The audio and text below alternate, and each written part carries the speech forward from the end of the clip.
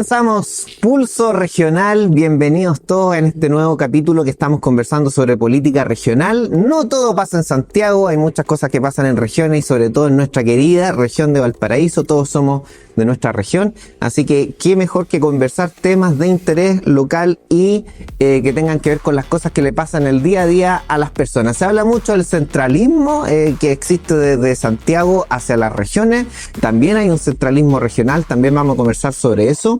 Y atención porque hubo encuesta de la Fundación Piensa, también se vio el tema de la calidad de vida, tenemos tremendos vaivenes en la región.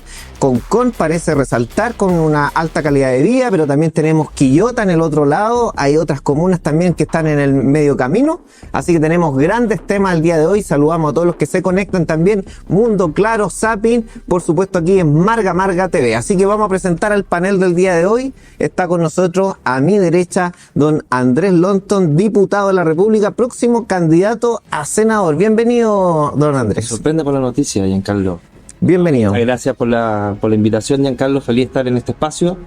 Como tú dices, descentraliza las comunicaciones, muy importante para efectos de hablar de temas locales. Y bueno, agradecido de este espacio tan importante para poder desarrollar temáticas locales en distintos ámbitos. Así que a plena disposición, Giancarlo, de abordar los distintos temas. Excelente. También está a mi derecha don Rafael González, ex dirigente de Wander, fue candidato a alcalde por la comuna de Valparaíso y hoy también suena como precandidato a diputado por el distrito 7, si me corrige, o no es así. Sí, muy buenas tardes, muy buenos días o muy buenas noches, dependiendo del momento en que nos estén viendo. Dependiendo del horario. Muchas gracias por la invitación. Efectivamente, ex candidato a alcalde por la ciudad de Valparaíso, una ciudad que por lo menos a mí me apasiona y a los porteños en general nos llena de orgullo el hecho de ser porteño, pero sinceramente con una situación de inquietud por el estado de abandono en que esta se encuentra. Y efectivamente, no te corrijo por el hecho que efectivamente hay una posibilidad de ser candidato a diputado por el Distrito 7, que tiene su base en la ciudad capital, que es Valparaíso, pero que se extiende de Concón a Santo Domingo y fundamentalmente influido por lo que fue el resultado de la elección municipal cuando me presenté a candidato a alcalde. Pero yo quiero destacar el hecho de que un programa como este pueda difundir las problemáticas de nuestra región, de nuestra comuna de Valparaíso, las comunas aledañas, por el hecho de que no siempre podemos ver en la televisión aspectos que puedan destacar respecto de nuestra realidad local.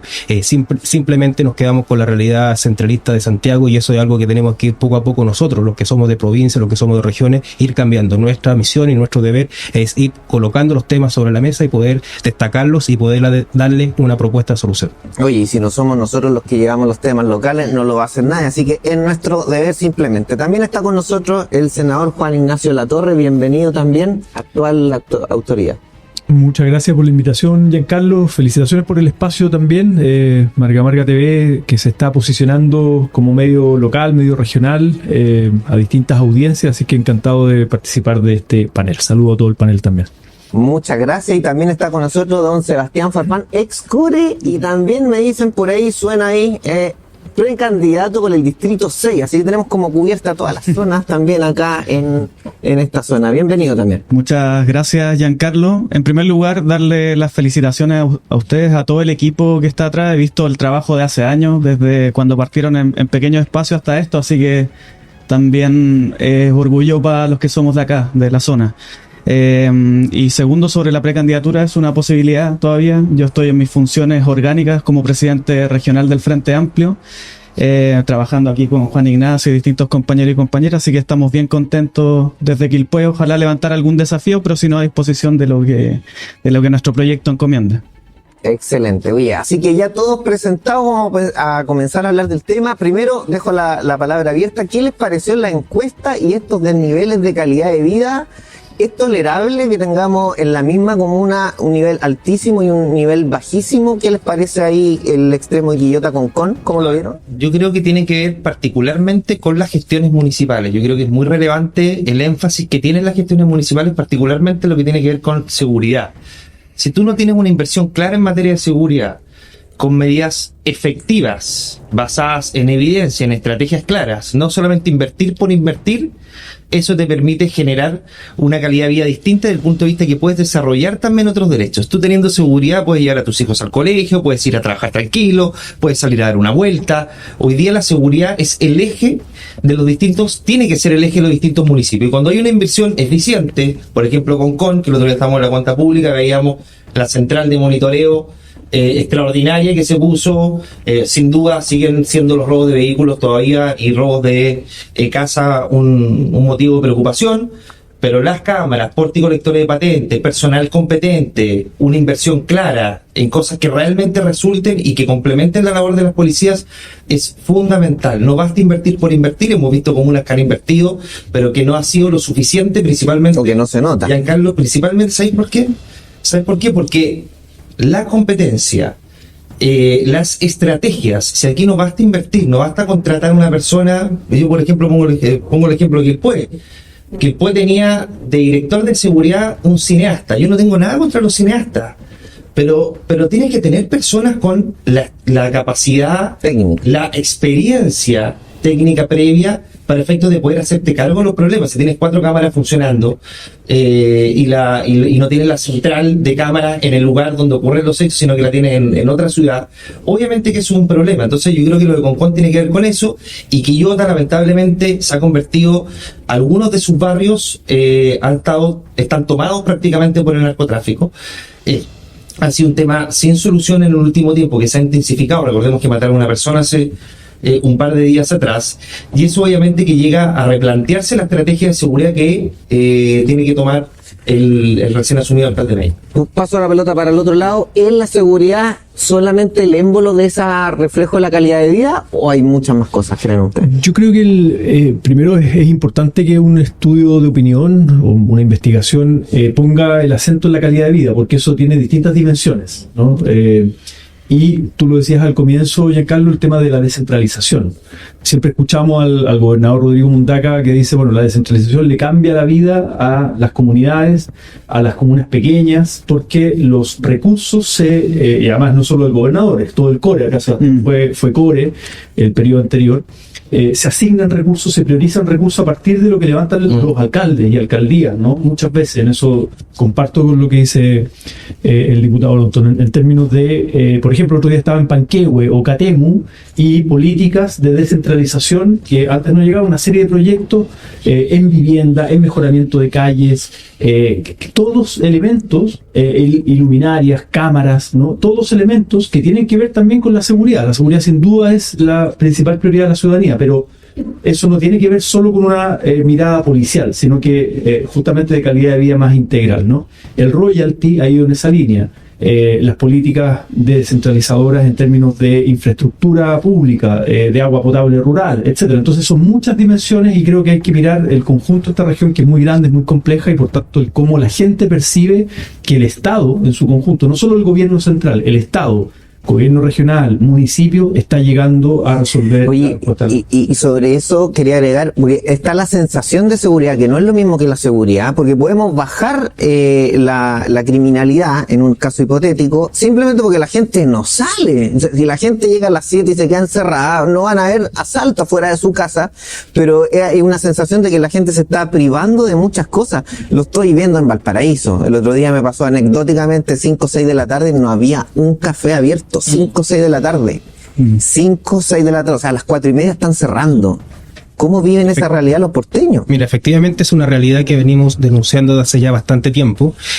Valparaíso viene en un declive, yo creo que ya hace demasiados años, y esto también obedece no solamente a una mala administración que ha habido en Valparaíso. Ahora existe un cambio, claramente tenemos que darle tiempo suficiente para poder ver resultados a ese cambio de estilo, pero Valparaíso, hace pocos días también observábamos que un youtuber italiano daba cuenta de una realidad grotesca que existe en Playa Ancha. Yo vivo en Playa Ancha, a mí también me pusieron una bomba cuando era presidente de Wander en mi casa, en la casa de mis padres, y eso también es una sensación de inseguridad total. Pero también, así como tú señalabas a propósito de esta inseguridad, también hay que ir viendo otras medidas que van decantando en que un Valparaíso está siendo abandonado. Por ejemplo, en la encuesta Piensa, que la expuso el día 29 de abril el investigador Ignacio Aravena, señalaba el número de locales que se encuentran abandonados en el centro de Valparaíso. Eso es algo que también es indicio de cómo la actividad productiva, la actividad económica empieza también a abandonar y se empieza a trasladar no solamente a Viña del Mar, sino que a otros lugares como Concón. Valparaíso hace muchos años tenía una gran cantidad, por ejemplo, de colegios, de hospitales, de notarías, de centros que permitían darle una vida económica activa a la ciudad. Y hoy día eso no existe. Y es precisamente porque las familias han optado por trasladarse desde Valparaíso a otros lugares más seguros. Lo que acontecía o lo que daba a conocer el youtuber es algo realmente dramático que debe servir de base para que las actuales autoridades a nivel local, municipal y a nivel central puedan adoptar medidas eficaces. Ya no basta con hacer diagnósticos, no basta con seguir lamentando y llorando la situación de Valparaíso. Es necesario generar un plan realmente activo que permita establecer que en determinados plazos, establecer metas concretas para ir cambiando esta realidad de Valparaíso. No hay otra forma. No podemos seguir lamentando, llorando. Simplemente tenemos que establecer un plan de trabajo y establecer que de aquí a fin de año o de aquí a 4 años tenemos que ir cambiando la realidad de Valparaíso. Pero eso tiene que ser un trabajo mancomunado entre las diversas autoridades. Seguramente. En el caso de Marga Marga, tú tienes un diagnóstico similar. El otro día alguien decía, oye, hay comunas que tienen menos cámaras que un mall chino. No sé si han entrado a algún mall chino, tienen 100 cámaras. No sé si hay comunas que a veces tengan esa...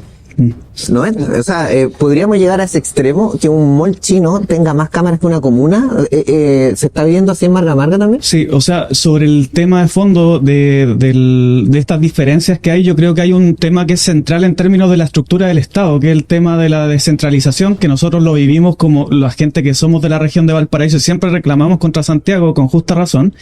Pasa que la descentralización no se vive solo como un problema de la región contra Santiago, sino que al interior de la región hay muchas diferencias gravísimas, y digo que es por la estructura del Estado, por lo que mencionaba también el diputado, a propósito de cómo trabajan los municipios, cómo se asignan los recursos, porque al final esa diferencia que se genera en la calidad de vida de las personas está directamente ligado a cómo el Estado interviene allí en esos lugares. Por ejemplo, yo estuve como presidente de la Comisión de Descentralización en el GORE y discutíamos mucho a propósito de estas diferencias y cómo hacer apalancamientos que permitieran reducir esta brecha. Pero es muy difícil allí donde, por ejemplo, los SECPLA de las comunas que son más chicas tienen con suerte funcionarios para poder echar a andar la máquina. En cambio, otras comunas más grandes tienen SECPLA, que son las secretarías de planificación, que permiten postulación a proyectos mucho más grandes. Ahí ya tienes una diferencia de entrada, y así con los proyectos cada vez más nacionales. Entonces, yo creo que hay un problema en la estructura del Estado. Nosotros tenemos algunas políticas, todavía hablo desde el GORE, pero cuando estaba en el GORE tenemos algunas políticas como zonas rezagadas y otras, pero creo que hay una enorme diferencia que impacta directamente en el tema de la calidad de vida. O sea, es muy distinta la vida de una persona de la quinta región que vive en Catemu a la que vive en Concón, a propósito de cómo llega al Estado. Cuando yo estaba en el GORE, por ejemplo, en Catemu se inauguró de los primeros semáforos que había, la gente salía a la calle. Cuestiones que tú no te imaginas cuando vives en el centro de una región. Entonces, esa cuestión es cómo se estructura también el Estado para responder. Y yo creo que hay una diferencia abismal y cuestiones que todavía están pendientes, lamentablemente. Respecto del rol del Estado, la presencia de los delegados, aquí hagamos una votación, esto es una cámara, ¿a favor o eliminar los delegados? Yo habría mantenido a los delegados con las labores de seguridad y orden público. ¿Cómo están establecidos hoy día? Es una figura que lleva más de 200 años y por lo tanto yo no veía razón para poder eliminarlos o quitarles atribuciones que son fundamentales para la ciudadanía, porque además es una figura que depende directamente del presidente de la República. Claro, a nivel central. Entonces tiene una impronta pero parece ser que los gobernadores reclaman mucho con él. Fíjate ahora que, habiendo problemas de seguridad, igual recurren al delegado. No recurren al encargado de seguridad, porque recordemos que hay un encargado de seguridad ahora en las provincias. Pero no recurren a la carga. Nadie lo ubica. Bueno, porque el delegado tiene un contrapeso. El delegado es acusable constitucionalmente. Se tiene una responsabilidad muy grande.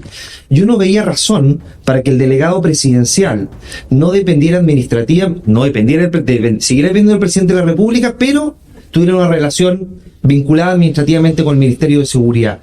Principalmente porque depende del presidente de la República y eventualmente puede tener un choque de atribuciones y competencias con el encargado de seguridad que, como tú dices, no lo conoce nadie.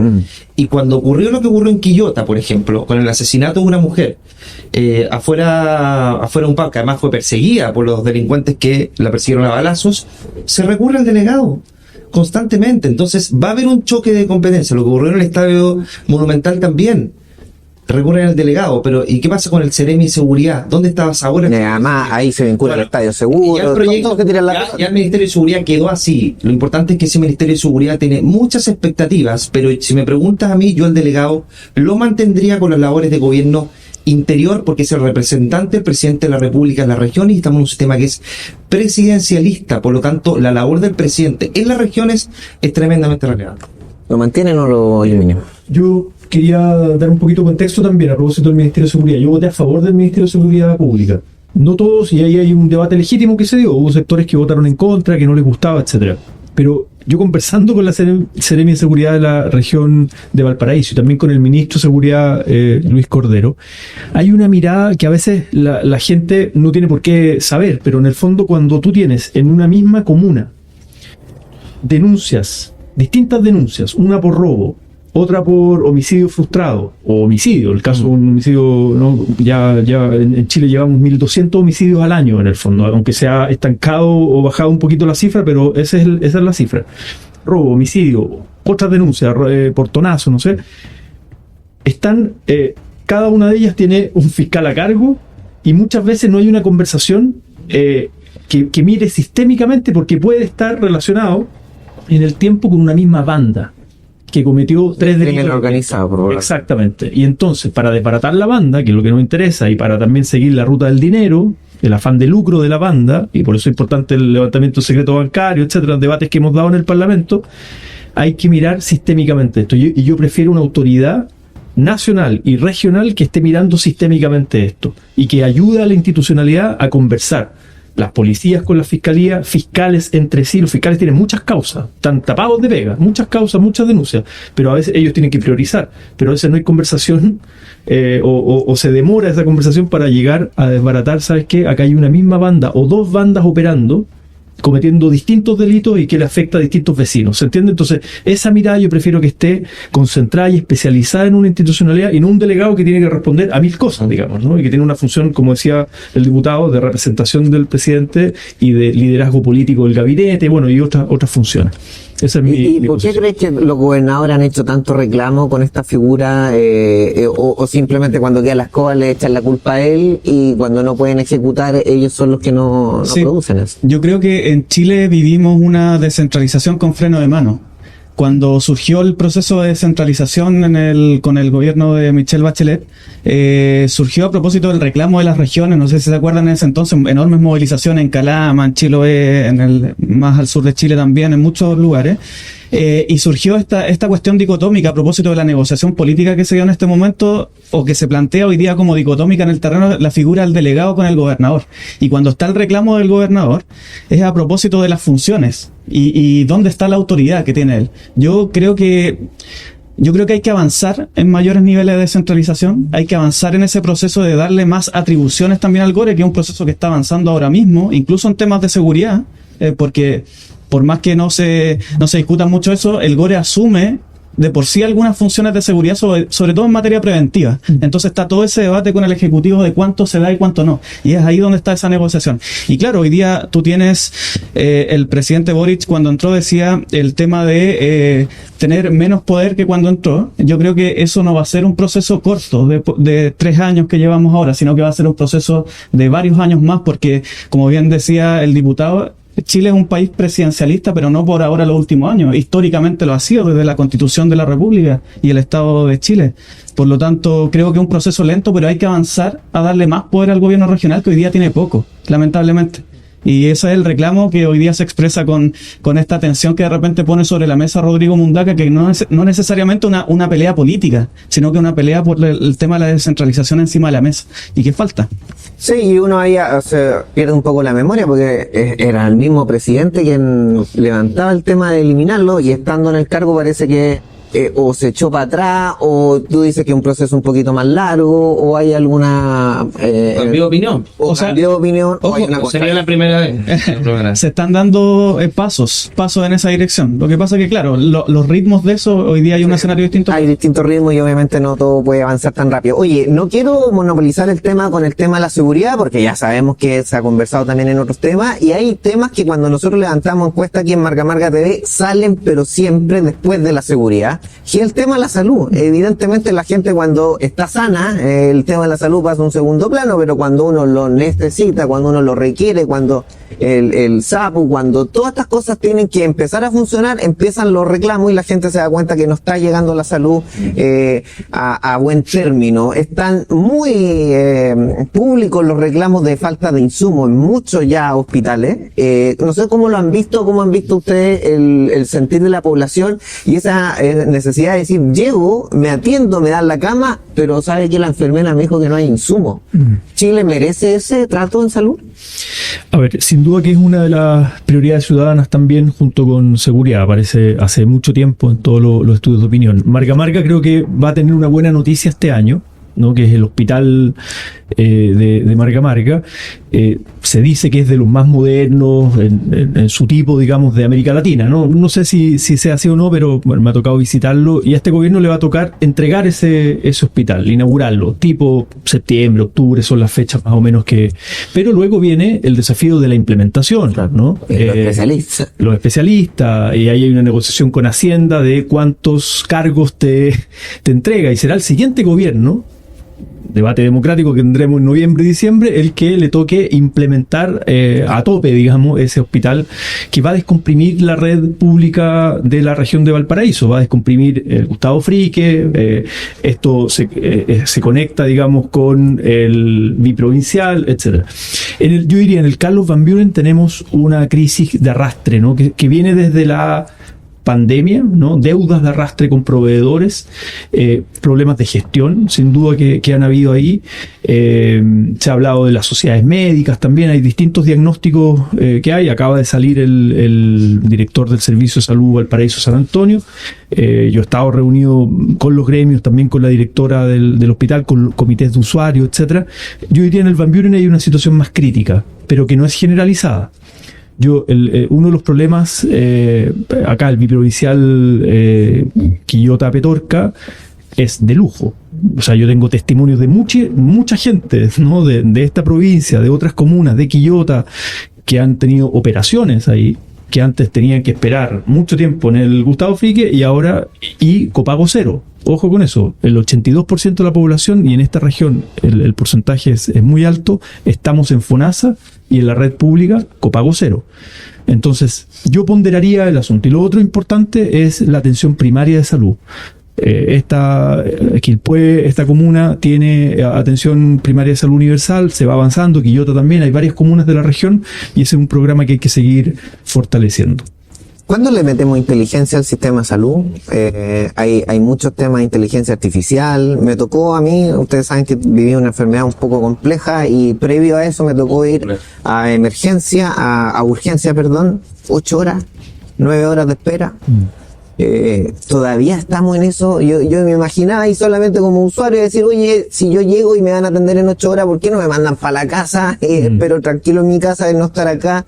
¿Cuándo le metemos eso? Ustedes son autoridades. ¿Cuándo le ponemos el acelerador? Mira, a mí me tocó conocer en el gobierno Piñera, en el último, con Santelice, un proyecto muy atractivo de telemedicina, que era medicina a distancia, donde se diagnosticaba obviamente algún tipo de enfermedades que no requería visitas domiciliarias, y había un seguimiento constante de aquello. Yo creo que el sistema tiene que tender a eso, porque ya lo que estás haciendo con mucha gente, que le haces ir a muy tempranas horas en la mañana, para después devolverla a la casa, porque no hay horas. Se enferman en el camino. Es un problema permanente en todas las comunas, yo creo, no sé si el país, pero al menos es la mayor cantidad en esta región, por lo menos me toca conocerlo, en el sur con las temperaturas.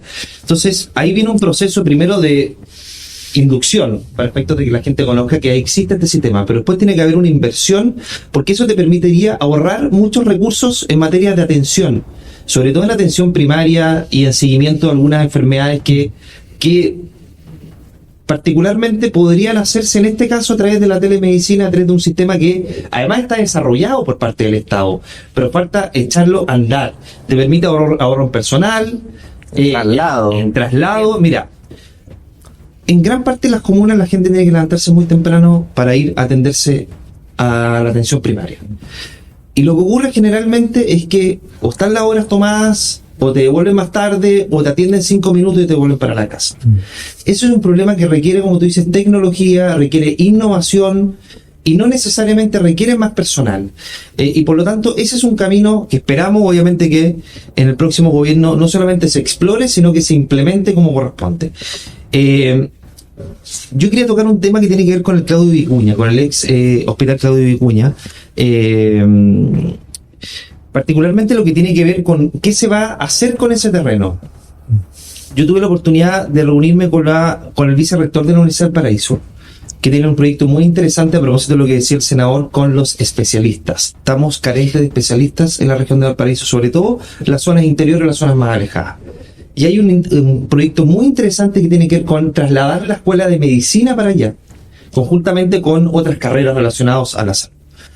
Y eso sería extraordinario para la provincia de San Antonio, que no tiene especialistas para poder formar y puedan hacer la práctica profesional ahí y puedan hacer la especialidad. Porque si no nos quedamos con elefantes blancos que no están habitados en el fondo. Tal cual. Entonces hay una pelea con el Servicio de Salud, que ahora cambió el director, que esperamos que se pueda zanjar, porque los gremios han estado muy fuertes para tratar de que ese espacio se utilice para otras cosas.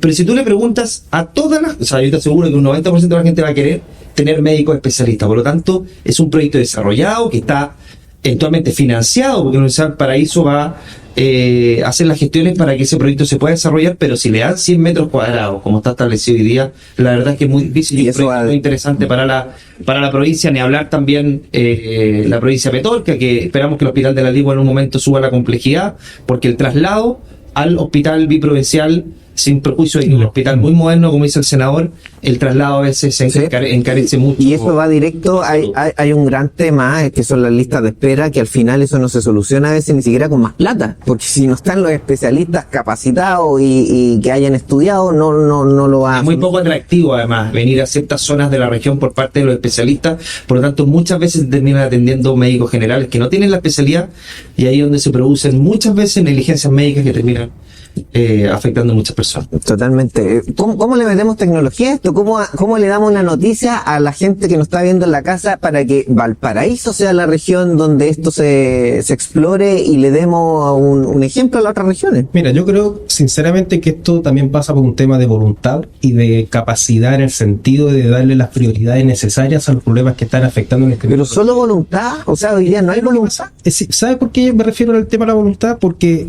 la peor crisis sanitaria que ha vivido Chile fue el tema de la pandemia, y cuando hubo voluntad del gobierno, el presidente Piñera, que yo igual tengo algunas diferencias con él, la pudo sortear exitosamente, precisamente porque estableció todos los criterios, todos los esfuerzos para poder proteger a los chilenos ante una crisis sanitaria que era no solamente nacional, sino que era también mundial. Si esa misma energía la pudiésemos enfocar hoy día con el actual gobierno o con los que vienen, porque ya claramente va a haber una modificación de ese gobierno, podemos establecer no solamente la incorporación de tecnología, sino que también los incentivos suficientes para atraer al mundo médico de los especialistas, para poder tener en nuestra región, en nuestra zona, los más adecuados, y que no solamente se queden en Santiago. Si al final, ¿por qué están en Santiago? Porque existen mejores incentivos económicos para esos médicos, para poder estar en esos lugares. Si nosotros colocáramos esos incentivos no solamente en la región de Valparaíso, sino que también en otras regiones que están mucho más alejadas de la capital, claramente vamos a tener una modificación de la forma en que se enfrenta el tema de salud. Pero por eso es un tema de voluntad. Si nosotros no colocamos los énfasis en las prioridades que tienen los chilenos, difícilmente lo vamos a poder revertir. ¿Y por qué digo que también que es un tema de voluntad? Si cuando se aprobó la ley de presupuesto por parte del Congreso, pero le colocaron los énfasis por parte del gobierno, le redujeron los recursos al área de salud, entre otras cosas, también al área de seguridad, y la policía también. Y aumenta cultura. Y el otro día, hace unos días, veíamos algunos proyectos de cultura que eran realmente insólitos. Entonces, ¿dónde están las prioridades? Y eso es realmente un tema de voluntad. Oye, y a propósito de la descentralización, se fijan que nos fuimos para Valparaíso, nos fuimos para Marga Marga y de repente Quintero, Puchuncaví, que es una zona súper importante, queda abandonada, así que nosotros nos vamos a Nosotros meter. tenemos el hospital de Quintero también, ahí pues, Sí. Sí. O sea, yo soy usuario de FONASA, tengo un hijo que es paciente crónico hace muchos años, me ha tocado atenderme en toda la red del sistema público, por todas las áreas. Y claro, siempre nos enfocamos en estas malas noticias donde vamos rebotando, pero yo creo que estos son políticas de Estado, no políticas de gobierno, porque son cuestiones que necesariamente tienen al menos un mediano plazo, si no largo plazo. Creo que es muy buena noticia la construcción o la finalización de la construcción del hospital, que es una política del hospital de Marga Marga, que es una política de Estado. El otro día me tocó ir con un grupo de dirigentes de Villa Alemana y nos reíamos ahí porque decíamos, por fin van a nacer villalemaninos con todas las de la ley. Gente de Marga Marga. Pero ya no Quilpueno. Ya no quilpuenos, pero... Se pierde por uno y gana. Pero imagínate, o sea, teníamos esa precariedad de no poder nacer acá con o sea, lo hacíamos, pero no con un hospital adecuado para eso. Hoy día va a ser se nos comentaba ahí, el más moderno de América Latina, y por lo tanto, eso es una muy buena noticia. Y yo creo que hay otro déficit que hay que cumplir. Está el de Quillota, el hospital de Quillota, Marga Marga, el del Viña, también es muy moderno, ahí pudimos hacernos varios exámenes, pero está el caso del Van Buren que está, me parece, pero me parece que hay un acuerdo que yo creo que hay que avanzar, y por eso digo políticas de Estado para encontrar el suelo y avanzar en un proyecto que necesariamente va a tener que involucrar a gobierno, el gobierno que venga, pero también al gobierno regional, y entiendo que están las voluntades de los diversos sectores políticos. Yo creo que ese es el camino que tenemos que avanzar para poder darle mejor calidad. Estaba en el colegio, había escuchado de que iban a hacer un Van Buren o un 2.0 o un hospital, porque esto es de larga data. Y ahora dieron las noticias del gobierno que vamos a tener que arreglarnos en las regiones con los gobiernos regionales, la cuestión de la descentralización. Esas fueron las noticias, de que hay que pedirle plata al gobierno regional. Y ahí todos sabemos que esas políticas no son permanentes desde el punto de vista presupuestario, y además fue un recorte de más de 3.300 millones de pesos ayer. No, y uno entiende lo que dices tú del largo plazo, pero la paciencia, yo creo que para una señora que tiene 60 años, que ya su hospital no va a llegar, o sea, ella va a envejecer, porque un hospital se demora 8, 12, 14 años, ya no lo vivió en su 15 años en el hospital Marga Marga. Sí. Entonces, no sé si para el PIB que tiene Chile, esas son... No, yo Llega tarde. quería agregar un punto que tiene que ver con la lista de espera o los tiempos de espera. Sí. Todos los países, todos los sistemas de salud, los más avanzados, tienen listas de espera. El indicador clave es Pero el vamos tiempo bajando. de espera. Es el tiempo de espera. Tú puedes estar en una lista de espera, pero claro, no da lo mismo esperar 2 años una operación que esperar 2 meses, digamos, ¿no? Y esos son los tiempos que hay que reducir. Y ahí yo creo en la colaboración público-privada. Es decir, FONASA hoy día, dado que tiene el 82% de la población como afiliada a FONASA, es el principal comprador del sector privado. El tema es ir incorporando criterios de seguridad social, o sea, que no se transforme en una cuestión especulativa financiera. Y también a propósito de los especialistas, creo que hay un déficit de una política de formación de especialistas, pero que también cubran la red pública y privada. Porque claro, para un especialista es mucho más rentable en el fondo formarse, recibir Tiene su apoyo incentivo. y se ¿Te acuerdas de lo que vivimos en Punta Arenas? Que no había un oncólogo en Entonces, Punta ahí Arenas. hay un tema de ordenamiento, de criterios de seguridad social, pero yo creo en la colaboración público-privada para el área de la salud. De hecho, yo creo que las ISAPRES están de más en cuanto a un seguro privado que ya tuvo su crisis con la Corte Suprema, los fallos, etcétera, pero que pueden ser seguros complementarios, en la modalidad de cobertura complementaria, pero sí la red privada de salud, de atención, es fundamental, y eso hay que financiarlo obviamente con prestación. Oye, concuerdo con el tema de la lista de espera, que en ningún país esto es instantáneo, pero lo que yo te decía, un horizonte. Si hoy día esperamos 300 días, pero que en un año sean 250 y no... La gestión también. Claro, porque pueden ser son días que sean muy pesados, pero yo digo, mira, hace 10 años esperábamos 400, pero a veces vamos para atrás. Y el informe de Contraloría, que fue brutal. Además. Respecto a cómo las cartas certificadas que las encontraron en un basurero, que a la gente le notificaron, que no la llamaron, que la llamaban cuando estaba fallecida. Entonces, Claro. hay un problema de gestión. Más allá de lo que dice el senador, de que obviamente que hay unos días que eventualmente hay que reducir, pero es parte también del sistema. Pero hay un problema de gestión Bien, que particularmente han tenido algunos hospitales donde ha sido deficiente, y tiene que ver también con el sistema que ocupa Algunos ocupan Excel todavía, es una cuestión O insólita. capaz que haya papel ahí. Papel y lápiz, no sé, pero tiene que modernizarse el sistema para que la gente tenga más No acceso. nos olvidemos del lado humano. Imagínense esta situación que está pasando. Estás esperando una operación de lista de espera, un familiar, un ser querido, y te llaman para avisarte que está lista su operación. Falleció. Y la persona le tiene que responder, falleció hace 3 meses. Claro. No, esos son números cuando uno los analiza, pero Eso es fíjate en gestión, la situación sin duda. y cómo esa persona siente y dice, me estáis tomando el pelo. O sea, o por lo menos evita llamarme para no faltarme el respeto. Ni eso. Y ahí yo creo que hay un... Ese es un problema de gestión, de sensibilidad, de empatía. A ver, a todos nos debe pasar que la gente te dice, mira, fui al hospital, fui al centro de atención primaria y me atendieron pésimo. Me mandaron para la casa, no me dieron ninguna respuesta. La empatía, la sensibilidad, hay de todo en este mundo. Al igual como en la política hay gente buena y gente no tan Y buena, mundo privado gente mala también. también. Y mundo también. Hay gente que tiene una gran vocación, pero otras personas que ya no se sensibilizan ni ante la muerte, ni ante el dolor. Entonces, están cumpliendo una función para efectos de... porque llevan muchos años ahí y la verdad es que tampoco tienen otra alternativa. Pero eso va en deterioro de una función que es esencial, que es el trato con el paciente, que es clave. Entonces muchas veces la gente, más que alegar contra el sistema, te dice, ¿sabes qué? No me respondieron bien, no hubo un buen trato, nadie me avisó. Entonces eso es un problema de gestión, pero también de sensibilidad respecto de quien está detrás del mesón y te está atendiendo y que requiere tener un mínimo de sensibilidad para efectos de una persona que no lo está pasando La bien. humanización hoy día es un criterio de calidad de la salud. La humanización de la salud, esto está estudiado, es parte de las recomendaciones de la OMS, etcétera. Es decir, y nuevamente con la sentido gestión. común. Claro, pero ese trato humano, esa atención, esa cercanía, la transparencia en la información, el cómo se entrega la información, compleja. A veces hay muchos problemas de violencia en los hospitales también, también de delincuencia La alrededor. seguridad.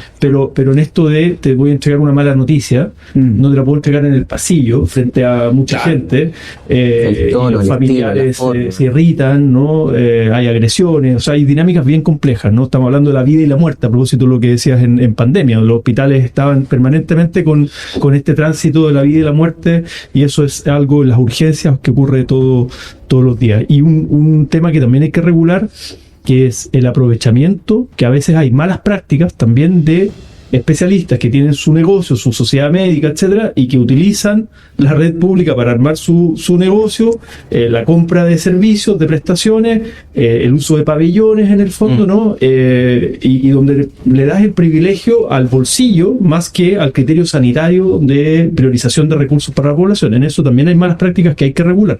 No, de todas maneras. Quería pasar a un tercer tema que también salta en la encuesta. Sebastián, si nos puede ayudar. Yo le hago una pregunta en panel. ¿Quién ha caminado por la Plaza de Viña 6 de la tarde la última semana?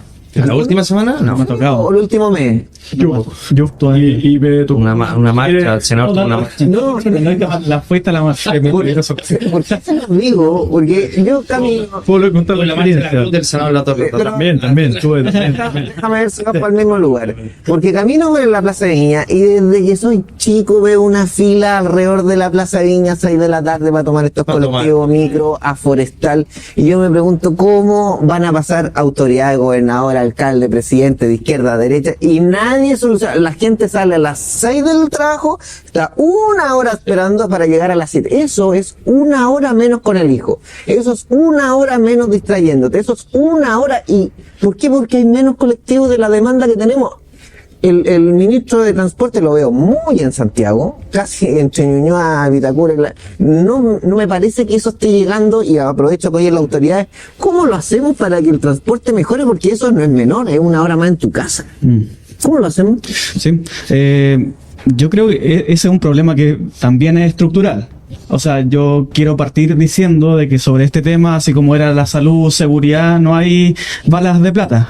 Porque muchas veces, sobre todo ahora que empiezan las campañas, van a llegar las promesas de todos lados a propósito de solucionar este tema, y yo creo que no.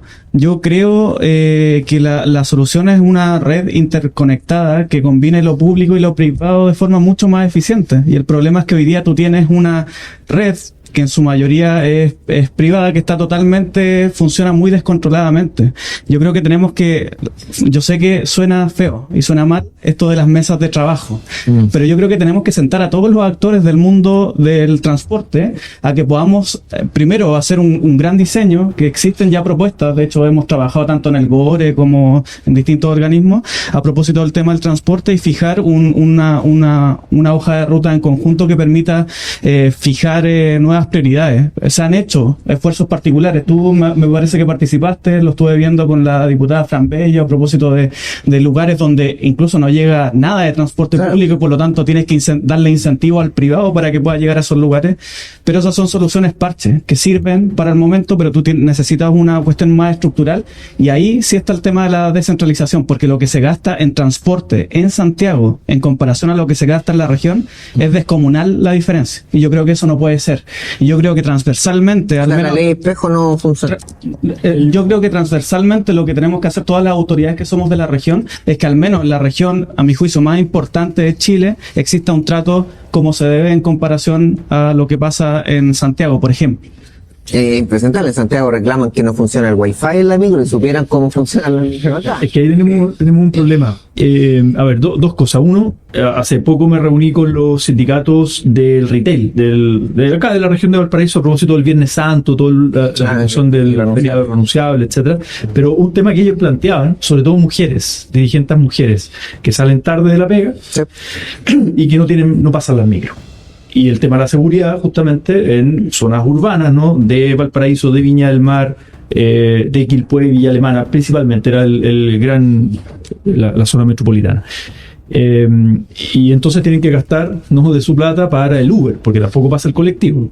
Y el Uber no llega a todos los lugares. El Uber no llega a todos los lugares, etcétera. Entonces la coordinación privada, que la vayan a buscar, todo esto de noche, ya oscuro. Entonces ahí hay un tema de seguridad. Y el transporte, en el fondo, decía, bueno, ¿cómo no se fiscaliza? Si acá hay contratos, se le paga al empresario privado dueño del transporte para que cumpla ciertos recorridos, ciertos horarios, y parece que no lo está cumpliendo. Pareciera ser que no lo está cumpliendo. Es el primer diagnóstico. Entonces, ¿cómo se fiscaliza eso? ¿Qué competencias hay en los contratos? Y eso a propósito de la ley espejo, porque hemos gastado una brutalidad de plata en el Transantiago. Brutalidad de plata. Y al mismo tiempo la ley espejo para las regiones. Pero los GORE ocupaban esa plata para otras cosas. Y ahora hubo una modificación de la ley. Yo voté a favor de esa modificación, pero es un lío porque implica un cambio de switch en los GORES, digamos, porque tienen que gastar parte de esa plata en transporte. Sí. Y justamente en una mirada no solo comunal, sino que ojalá provincial, colectivo, más vías y más recursos, digamos, para transporte, para mejorar el transporte. Entonces ahí tenemos un déficit a propósito de que en ciertos horarios no se están cumpliendo los recorridos, y además el déficit de fiscalización. No, y usted, bueno, en su sector levantó muchos años el tema de la dignidad, y uno se para ahí en Libertad con 15 Norte, 6 de la tarde, estas micros celestitas que van al interior. Ya, pasa la micro, pero te vas como sardina con las bolsas, se baja alguien, durante 40 minutos, durante 50 minutos irte así a la casa. No es digno. No. A eso voy, porque no es solamente que pase la micro. Eso es calidad de vida. Es calidad de vida, es llegar enojado, es llegar echando la foca al marido, a los cabros chicos, y ahí parte todo mal para el otro día. Pero esto es de larga data, entonces por eso me pregunta, ¿cuándo nos ponemos de acuerdo en la región? ¿Sabe que hay 100 micros, hay 1000 personas, no nos dan los números, faltan 100 micros más? ¿Cuándo partimos, Rafa? Mira, yo, por no ser menos, en Valparaíso ocurre el mismo fenómeno de tu en la Plaza Victoria, más bien en la Plaza Simón Bolívar, que está en Molina, también hay una fila gigantesca para todas las personas que quieren tomar colectivo hacia Placilla. Imagínate llegar a esa fila y ver que te quedan 58 personas y llegar a Placilla y llegar a Curao, que también es una zona, un sector que también alega abandono, porque sinceramente la realidad de Placilla es realmente preocupante y que también requiere un tratamiento urgente. Pero el tema de la locomoción colectiva en los cerros de Valparaíso también se torna dramático. Después de las 6 de la tarde o 7 de la tarde no hay buses, no hay posibilidad alguna de traslado. Y la causa basal, o a la causa básica más bien, es el tema de la seguridad. Si al final terminamos siempre llegando al mismo punto, cuando no ponemos el énfasis en el principal problema, que es el de la seguridad, porque los choferes de buses alegan de que van a ser víctimas de delitos, les van a robar las recaudaciones, los van a terminar golpeando. ¿Qué prefiere el chofer de bus? ¿Llegar a su casa y poder disfrutar a su familia, o tener que enfrentar a un delincuente que le pueda regalar la vida? Eso claramente requiere un tratamiento. Entonces, pongámoslo énfasis donde corresponde para que a partir de eso empecemos a generar las consecuencias en otras áreas. Necesitamos mejorar la calidad de vida, pero para mejorar la calidad de vida partamos por la causa principal, que es el tema de la seguridad. Es real que ha habido un despilfarro de recursos en materia del Transantiago gigantesco, y eso se anunció cuando se hizo esta modificación. Las licitaciones que se hizo en el transporte público de aquí de la quinta región, más bien del Gran Valparaíso, también lleva años en una situación que es deprimente. Yo también trabajé en el gremio autobusero porque fui abogado del gremio autobusero, y también sé las condiciones en que están esos trabajadores del gremio, también las condiciones en que están los pequeños empresarios que tienen buses, aquellos que tienen un bus, que tienen dos buses, que realmente preocupante para ellos. Tenemos que abordarlo en forma conjunta y en forma eficiente, pero para eso significa un plan, porque sin plan difícilmente vamos a poder adoptar medidas parches como pueden estar aplicando ahora, sino que tenemos que hacerlo un plan integral que permita abarcar todo. Giancarlo, brevemente nomás antes del diputado, que ahora yo creo que hay una oportunidad para todos, que está la licitación del transporte público para nosotros, que nos corresponde al Gran Valparaíso. Entonces creo que hay una oportunidad. Esto se venía discutiendo, tuvimos algunas mesas de trabajo en su momento, pero creo que es el momento de lo que yo decía, de poder sentar a propósito de esa licitación, no solo al gobierno, sino también a municipios, a autoridades locales y también al mundo privado, porque en esto necesariamente es una colaboración pública-privada que permita generar los incentivos. Pero ¿seremos capaces de resistir a los grupos de interés? Es que en este momento... Porque me da la impresión de que si hay 20 colectivos para que se llenen, ellos no quieren que hayan 30. Por supuesto. Ellos son los que presionan, no hay que ser mago para entender eso. Y va a tener muchas tensiones, pero digo que está la oportunidad ahora que está esta licitación en marcha 2025. Entonces tenemos que hacerlo, o sea, es una responsabilidad. ¿Sabes lo que pasa a propósito de la licitación, Sebastián? Mira, yo comparto todo el diagnóstico. Falta recorrido, inseguridad, que los conductores, la verdad es que se prefieren directamente evitar ciertos sectores porque no los van a saltar. Sí. Pero falta conductores. Yo no sé, el otro día me hablaban de 4.000, 6.000 conductores que prefieren dedicarse a la minería, a otros rubros, porque es muy peligroso hoy día andar en una micro. Entonces, los recorridos muchas veces tienen como consecuencia de ello pocos incentivos y pocas ayudas para poder renovar la flota. Poca modernización del sistema. El sistema debería ser automatizado. Con una tarjeta tú entras y pon la tarjeta y listo. Hoy día las agresiones dentro de los buses o la evasión es brutal, sobre todo en la región de Valparaíso, que además no recibimos los recursos que recibe Santiago a propósito de la ley de espejo, a propósito de lo que decía el senador, que aprobamos esa modificación que además no solamente tiene que ver con transporte público, sino tiene que ver con infraestructura vial, también todo lo que tenga que ver con transporte. Pero es necesario modernizar el sistema, y si no nos hacemos cargo de la seguridad y modernizar cómo está funcionando nuestro sistema de transporte, no va a haber nadie que va a pasar por ciertos sectores a determinada hora. Y me tocó estar otro día en Miraflores Alto, estuve ayer en Santiné, y en todos lados es lo mismo. En Quilpué, Villa Alemana, reuniones, todos hemos tenido reuniones con Seremi Transporte a propósito de los recorridos. Se tratan de inyectar determinados incentivos determinados recursos para que pase por ciertos lugares, alianzas público-privado, pero este es un problema de todos. Entonces, si no ponen el foco en las regiones y automatizan un sistema de licitación pública para el transporte público, como funciona en otros lados, no va a abasto. Si tú comparas la región de Valparaíso, cómo funciona, por ejemplo, con la región del Biobío, es un mundo de diferencia. Entonces, si no nos hacemos cargo de la seguridad y de los incentivos para tener más conductores y un sistema de transporte más moderno, que vaya de la mano con recursos adecuados para esto, la verdad es que vamos a ver cada vez menos transporte público, con ello un deterioro constante de la calidad de vida de mucha gente que además se tiene que quedar hasta las 6, 7 de la tarde, Giancarlo, con el riesgo que eso conlleva, porque hay determinados barrios que tú no puedes estar parado 6, 7 de la tarde. Mira, ayer estaba con una señora que la habían asaltado. Los paraderos ahí. Giancarlo, ayer una señora la habían asaltado 2 veces en una semana. Y ya la señora, ¿sabes qué? Me miraba y me decía, ya, como que ya no se sorprende la gente. Eso es inconcebible, Giancarlo. Entonces, el foco de cualquier gobierno que esté, este u otro, tiene que ser en las regiones respecto a lo que está pasando con el transporte público. No, y quiero agregar eso, porque por favor, a ustedes que van a ser autoridad o que están no se dejen llevar por el índice de victimización. La gente no está yendo, incluso me contaron una anécdota el otro día, asaltaron a una persona a las 10 de la noche, pero ir a la comisaría era peligroso. Claro. O sea, mira, me voy a tratar cuadra y me van a asaltar. Bueno, viste el tipo que se subió arriba a una micro, Giancarlo, y asaltó al conductor y a todos los pasajeros. El tipo tenía 15 detenciones previas, no órdenes de detención pendiente, pero 15 detenciones previas por el mismo delito, es decir, procesos pendientes. Y el tipo va al juzgado de garantía, lo toman preso Carabineros, va al juzgado de garantía y lo dejan libre. Bueno. Después, afortunadamente, el Corte de Apelaciones revertió el fallo, pero hay un descrédito respecto a cómo está funcionando la justicia y por eso la gente ya ni siquiera pierde el tiempo denunciando. Claro, y por eso que de repente a uno le molesta cuando una autoridad, mira, bajamos de 3.000 a 2.990, créeme que hay una cantidad. Ojo que muchas veces no tiene que ver con legislación, ¿eh? Sí. Tiene que ver con criterios. Y al hay final- un descriterio absoluto en algunas decisiones que se toman. Yo quería agregar algo breve sobre transporte como un aspecto positivo también en la región. Creo que fuimos junto con el diputado Andrés Lunton a la estación Valencia, ¿no? Estación Valencia, Valencia. histórico. Pero a propósito de ver el funcionamiento del metro tren de F, digamos, ¿no? Que creo que tiene un buen estándar y la gente lo percibe bien Verdad. también. Hay cámaras. Cada vez está teniendo más paradas ahí entre medio, todo el mundo Está teniendo paradas, pero el nivel, el aumento de pasajes, Flujo, sí. de flujo es impresionante y en eso hay inversión en el fondo, ¿no? Ese debiera ser el estándar y no estoy diciendo que todo tiene que ser transporte porque es una empresa pública, ¿no?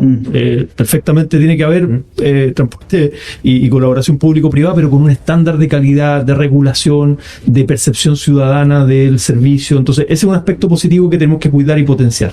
Y respecto a la denuncia, creo que es importantísimo poner sobre la mesa en un espacio como este el que la gente está el espacio del denuncia seguro, no solamente ir a comisaría. Hay un programa que se llama el Denuncia Seguro, que te recoge un abogado, ¿no? En una llamada telefónica, ¿no? Un abogado, toda tu denuncia y eso se canaliza al Ministerio Público. ¿Por qué? Es cierto que la gente dice, bueno, yo no denuncio y que no pasa nada. Pero todos sabemos que la persecución penal del delito requiere de, a veces, lo que decía adelante, varias denuncias para decir qué hay detrás de esto, qué banda está operando y después de un tiempo la policía de investigaciones, el microtráfico, digamos, bueno, y detrás de eso hay otro, la zona. Entonces, la denuncia es importante, ¿no? En eso decirle a la gente que no solo la comisaría, está el programa Denuncia Segura y creo que es importante para la persecución penal del delito. Sí, tiene que ver eso, pero también me quedo aquí con lo que decían de la voluntad, porque el otro día veía este funeral, que fuera de la región, pero este funeral narco, y los mismos carabineros decían, bueno, que la banda rival va por allá. Bueno, si saben que es una banda, entonces ¿por qué la estamos Bueno, hay parte que ahí es vital en la ley de narcofunerales Claro. que se dicte el reglamento, porque si no el gobierno no dicta el reglamento, la ley no empieza a funcionar. Y Valparaíso Sí, ha sí, sido sí, ya total. testigo de varias situaciones con suspensiones de clase, cosas que no queremos volver a repetir. Muchachos, ha sido un tremendo programa. Quiero darles un minuto a cada uno para que le puedan hablar a la cámara, hablarle a la gente de la región, todo lo que hemos conversado y dejar quizá una reflexión, un punto final, una frase que quieran decir. Así que, don Andrés, adelante. Partimos por acá, ya, me metí presión. Quería pensarla. Quería pensarla. Ah, están con el minutero, ya. Oye, Ahí. mira, yo creo que el gran resumen de estas entrevistas tiene que ver con que siempre terminamos en el tema de seguridad. El Ministerio de Seguridad tiene un gran desafío hoy día, que es devolverle la tranquilidad a la región de Valparaíso con una estrategia clara. La delincuencia no se acaba de un día para otro, pero la intensidad y las señales son tremendamente determinantes para que la gente empiece a percibir mayor presencia y mayor seguridad.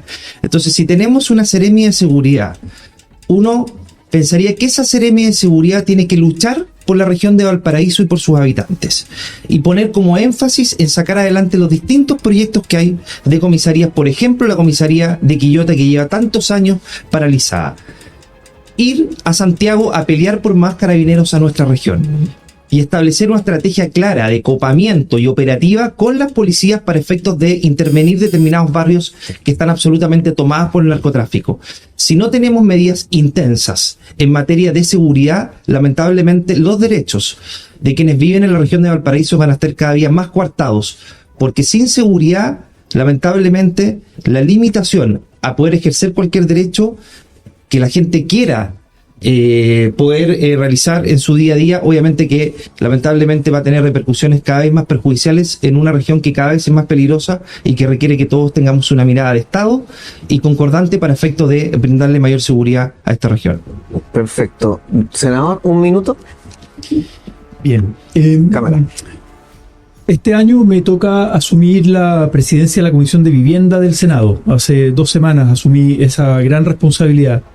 Y vamos a estar trabajando en la construcción de un nuevo plan de emergencia habitacional, porque hay una ley que termina el 31 de diciembre. Por tanto, este año tenemos que tramitar un nuevo proyecto de un plan de emergencia habitacional para la región de Valparaíso. La meta que se puso el gobierno de 260.000 viviendas para este año, vamos a cumplirla, pero claramente va a quedar corto respecto al déficit habitacional que hay en Chile y particularmente en la región de Valparaíso. A esto se agrega el desafío de la reconstrucción, que hay que acelerar el tranco y dar respuesta a la ciudadanía este año. También los subsidios a la clase media, los subsidios habitacionales a la clase media, las megatomas, los megacampamentos que van en aumento según el último catastro de techo. Por tanto, es un desafío muy apremiante, urgente, ambicioso, y vamos a estar trabajando también de la mano con los municipios, con los gobiernos locales, con el gobierno regional y ciertamente con el Ministerio de Vivienda, que cumple 60 años en nuestro país. Perfecto. Don Rafa, a la cámara directamente. Bueno, yo primero agradecer la posibilidad de que en este espacio se puedan sensibilizar los temas de nuestra región, especialmente de nuestras comunas locales.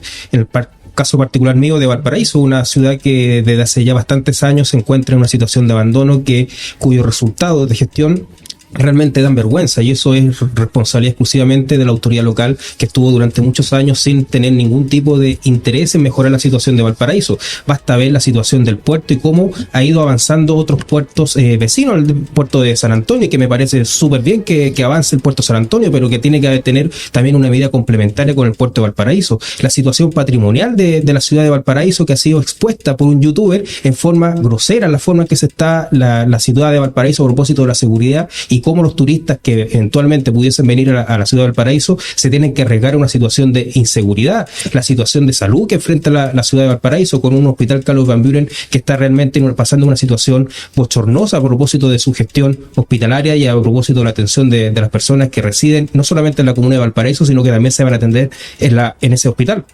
En ese sentido, existe una multiplicidad de temas que ya todos conocemos el diagnóstico de la ciudad de Valparaíso. Lo que tenemos que hacer ahora es generar un plan de trabajo para determinar que en 5 o 10 años podamos revertir completamente la situación de la ciudad de Valparaíso. Pero para eso se requiere ya menos palabras y solamente más gestión.